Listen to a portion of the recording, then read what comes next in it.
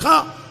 हमारे सबसे बड़े नेता अरविंद केजरीवाल जी जेल में है, मनीष सिसोदिया जेल में है, सत्येंद्र जेल में है, पूरी पार्टी को पकड़ पकड़ के जेल में डाल रहे हैं। झारखंड के सबसे लोकप्रिय नेता भाई हेमंत सोरेन को तुमने जेल में डाल दिया मोदी जी। केजरीवाल का संदेशा है, पूरी दिल्ली, पूरा देश झारखंड के साथ है, आपकी लड़ाई में आपके साथ खड़ा है, डरने की जरूरत नहीं है। तुम जेल से डरा रहे हो, भगवान बिरसा मुंडा के अनुयायियों को जेल से डराते हो। अरे हमारा इतिहास पढ़ लेना, झारखंड का इतिहास पढ़ लेना नरेंद्र मोदी जी। अंग्रेजों को जंगल में रह के भगाने का काम बिरसा मुंडा के नेतृत्व में आदिवासी समाज के लोगों ने किया है। जंगल में रह के शिबू सोरेन जी के नेतृत्व में झारखंड को बनाने का काम झारखंड के लोगों ने किया है। जंगल में रहकर अपने अधिकारों की लड़ाई लड़ने वाले लोगों को जेल से डराने की कोशिश मत करना। तुम्हारी जमानतें पूरे देश में जब्त कराने के लिए देश के आदिवासी, दलित, पिछड़े समाज के लोग एकत्रित हैं। बिल्कुल ठीक कहा दीपांकर भाई ने। पूरे हिंदुस्तान में बाबा साहब डॉक्टर भीमराव अंबेडकर जी का संविधान चलता है। हम सब लोग बाबा साहब डॉक्टर भीमराव अंबेडकर के संविधान को मानते हैं।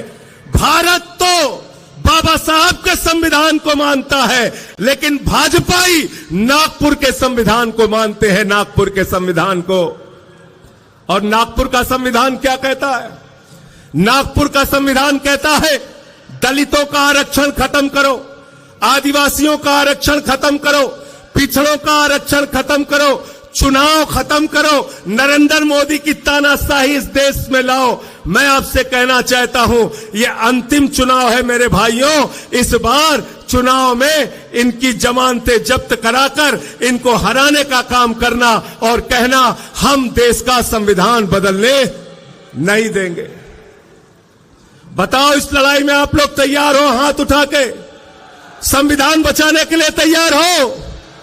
लोकतंत्र को बचाने के लिए तैयार हो?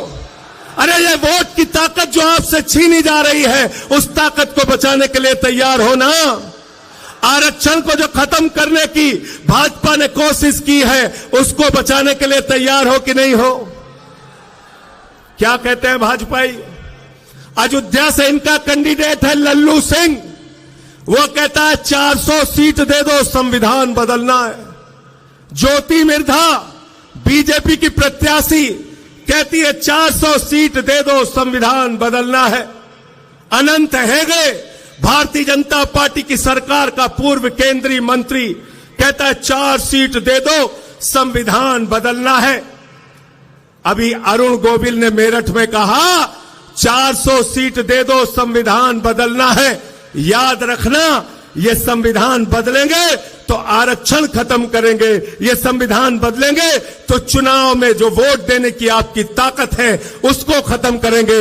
बिहार में लड़ रहे थे तेजस्वी यादव जी, 2015 के चुनाव का रिकॉर्ड उठा के देख लेना। मोहन भागवत ने कहा था आरक्षण खत्म होना चाहिए, आरएसएस के नेता ने कहा, मोहन वैद्य ने कहा आरक्षण खत्म होना चाहिए। मैं कहना चाहता हूं, जब तक हम लोग इस धरती पर जिंदा हैं, आरक्षण का अधिकार, संविधान का अधिकार हम खत्म होने नहीं देंगे।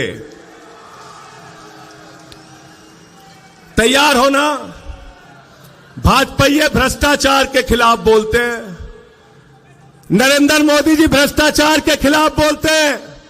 हेमंत सोरेन जी को झूठे आरोप में जेल में डाल दिया, अरविंद केजरीवाल को झूठे आरोप में जेल में डाल दिया।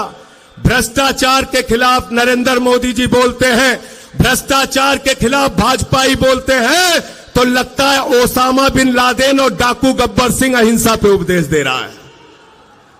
ओसामा बिन लादेन और डाकू गब्बर सिंह अहिंसा पे उपदेश दे रहा है। 2014 के बाद इस देश के अंदर एक मोदी वॉशिंग पाउडर निकला है, मोदी वॉशिंग पाउडर। वो चुटकियों में सारे दाग धुल देता है, चुटकियों में सारे दाग धुल देता है।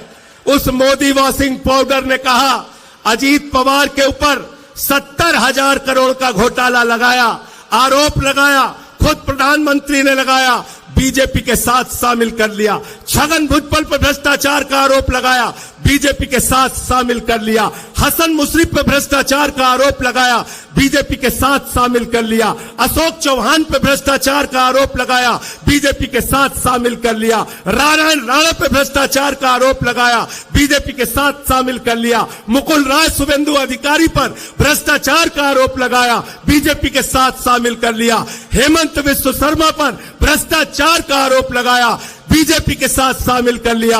बीजेपी का नारा है, जो जितना बड़ा भ्रष्टाचारी वो उतना बड़ा पदाधिकारी। गलत तो नहीं कह रहा हूं, गलत तो नहीं कह रहा हूं। जितने भ्रष्टाचारी हैं कहां हैं आज?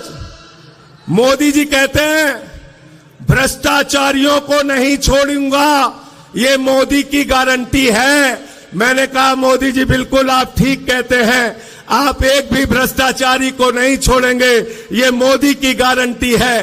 भ्रष्टाचारियों को नहीं छोड़ूंगा, इस बात की गारंटी है।